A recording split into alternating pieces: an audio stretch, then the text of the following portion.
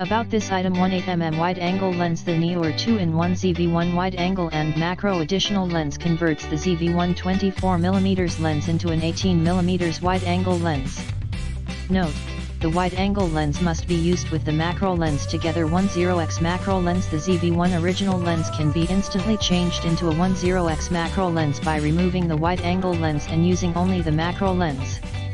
The macro lens is guaranteed to impress.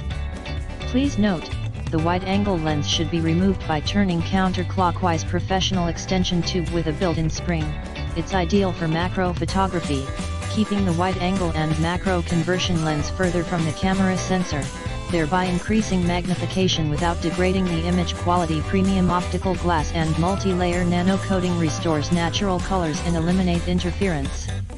The lens frame is made of CNC machined anodized aluminum alloy to ensure the lens mounts seamlessly on the original lens. Multi-layer coatings visibly reduce glare and internal reflections. For more